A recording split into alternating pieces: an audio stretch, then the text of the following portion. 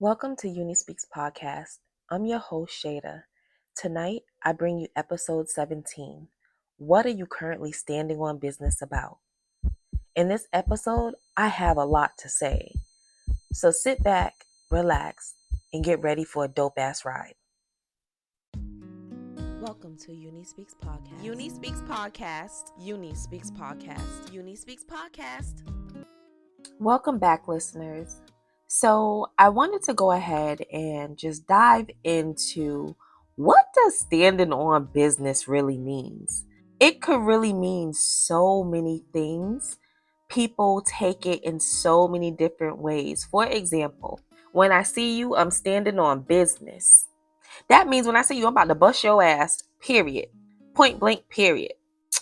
Standing on business could also mean, you know what? When I get to this job, I'm going to go into this meeting and I'm going to stand on business. That basically means when I go to this meeting, I'm going to tell y'all exactly what it is. And I mean what I say and I say what I mean. So standing on business can be taken in so many different avenues. I would say it has so many different arms like an octopus.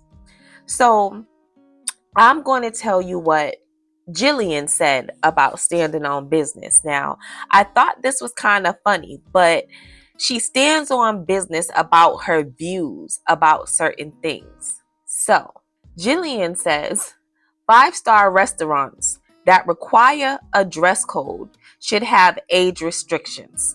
Okay. Children under 4 should not be allowed. If she is paying $100 for a steak and ambiance, she don't want to hear kids screaming or see them throwing chicken nuggets, her child included. I agree with that. I have been to a 5-star restaurant where you had to dress up and, look like you were going to somewhere really, really fancy. And I guess a 5-star is fancy. It did have a dress code. And on the other side of the restaurant, there was a child just screaming and crying at the top of their lungs. So I definitely understand where she's coming from with that. So I had asked someone else, and Danielle said, you should not have to pay for parking for theme parks if you have an admission ticket. Jillian agrees to that and also says that the same for concerts and hotels. I totally agree. Because how about I went to Universal the other night to go to the movies and parking was $32 just because it was Halloween Horror Nights. And then on top of that, the only way you can get your ticket for parking comped is if it was a matinee. So that's any movie before 6 p.m. If you come with the 2 movie tickets, they'll give you your money back. So literally, I paid $32 to park just to go watch a movie. That wasn't even all that. That's neither here nor there. Back on track. So with those 2 opinions about what they're standing on business about, and it's not even opinions, what their thoughts or how they feel about standing on business behind these 2 are definitely, something that I can agree with.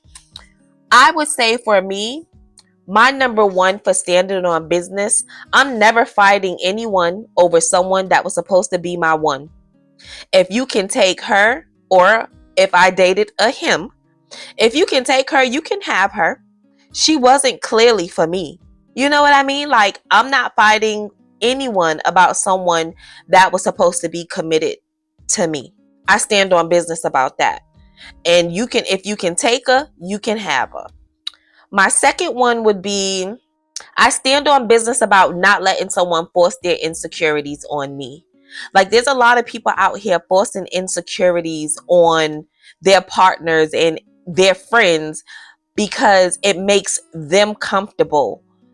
Your insecurities is not going to be forced on me, and I'm not going to make you comfortable. That's something that you have to deal with, and that's not a Shada problem. That's a you problem. My third standing on business would be, I'm not settling for someone else's bullshit. I could be happy alone. I'm not settling for anyone else's drama, anyone else's toxicity, anyone else's anything. I can do better by myself. So I'm not settling. My number 4 is I'm not taking care of no grown ass woman. I'm no longer guiding anyone mentally, physically, or emotionally.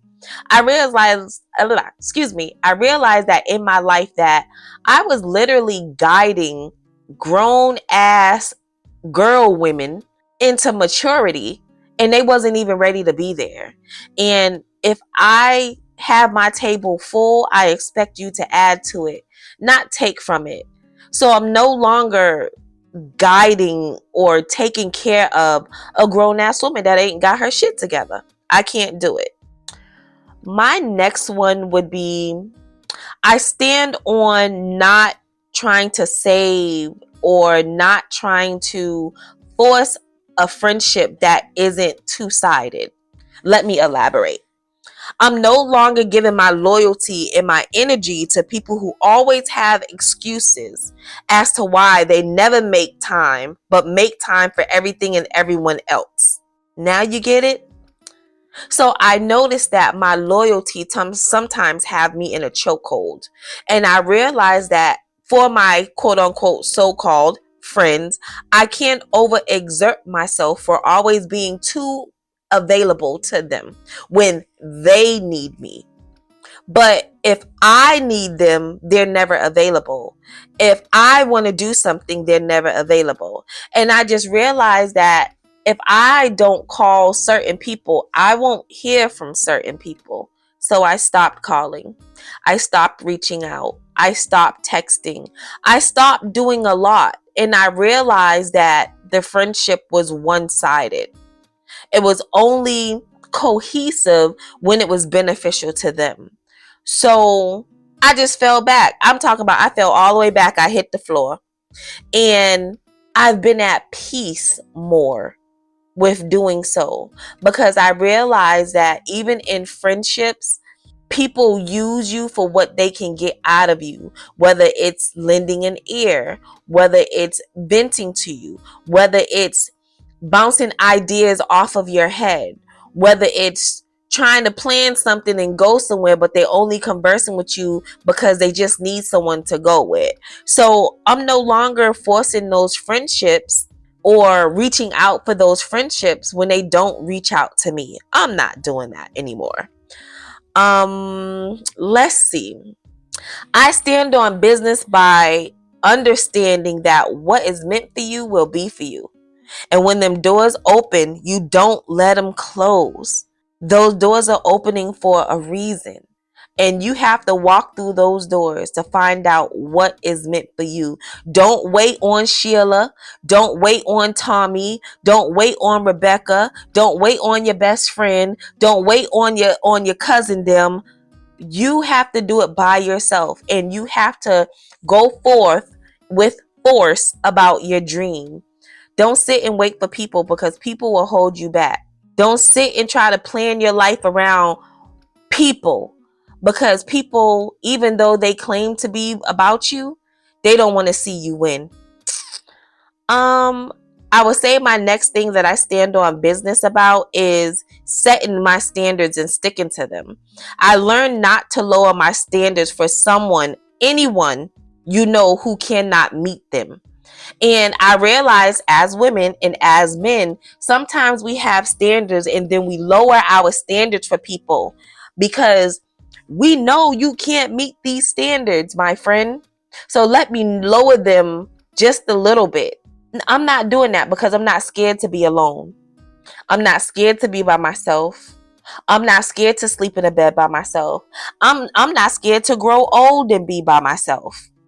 Actually, I would rather grow old and be by myself and be a gigolo than be with anybody that I had to lower standards for because they couldn't meet my standards. And then eventually I might end up miserable. So I'm not lowering my standards for no one.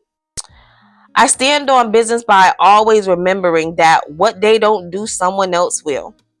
You don't have to settle for why they won't, because if they wanted to, they would have. Easy. And I'll repeat that again.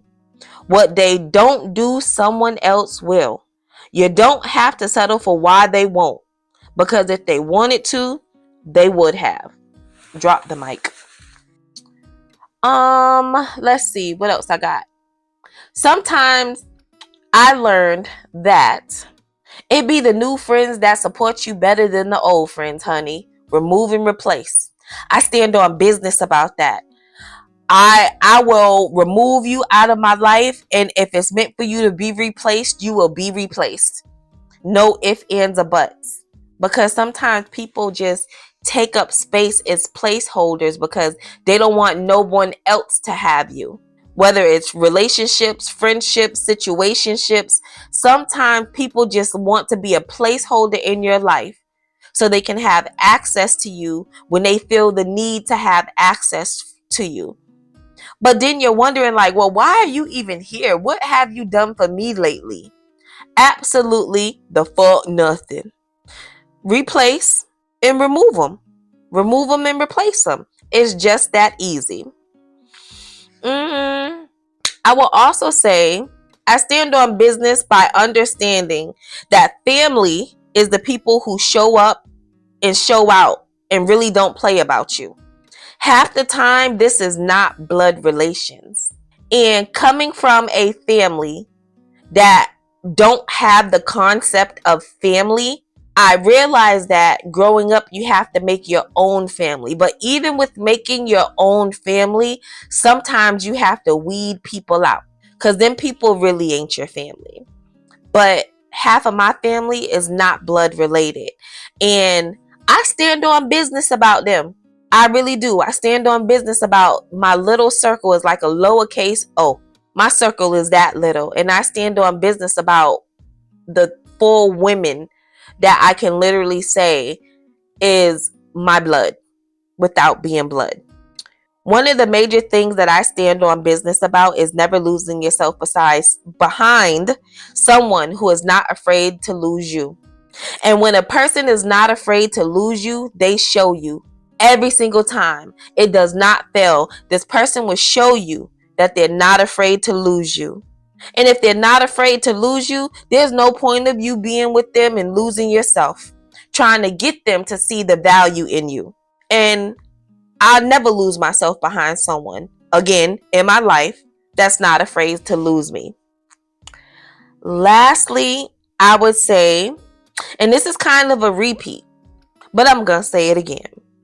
Stop holding on. Wait, pause. I stand on business about not holding on to relationships, friendships, family, and parents who bring toxicity, drama, and madness to my door.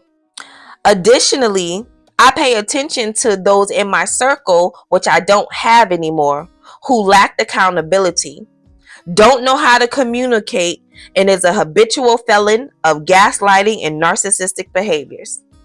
I've learned over the years that those are the type of people that you don't want in your circle. Those are the type of people that have nothing to offer you mentally, emotionally, and that's it. They don't have nothing to offer you. And half the time, they so ready to gaslight you because they're miserable. They're being narcissistic towards you because they're miserable. They're not happy with their lives. So they have to make someone else miserable. And that's not fair to you. You don't have to deal with family who can't allow you to grow into the person that you're becoming. And they're holding you hostage because they only see the person that you was. It's okay to love them from a distance. It's okay to love them from 30,000 miles away. It's okay to love them from a social media standpoint.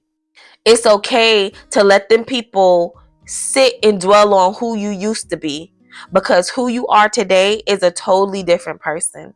You don't need those people in your life and in your circle, because the only thing they're going to do is make you relapse and bust somebody to the white meat. Don't let that be you. And with that said, this was a short episode, but I want to thank you for tuning in to Uni Speaks podcast. As usual, I want to hear from you. Make sure to leave a comment and follow me on all of my social media if you enjoyed this little episode just as much as I did. We definitely appreciate your feedback and look forward to hearing from you. Stay connected and tell somebody about us, because we're not going nowhere. Until next time, Uni Speaks out. Bye. And you're tuned into Uni Speaks Podcast. Uni Speaks Podcast. Uni Speaks Podcast.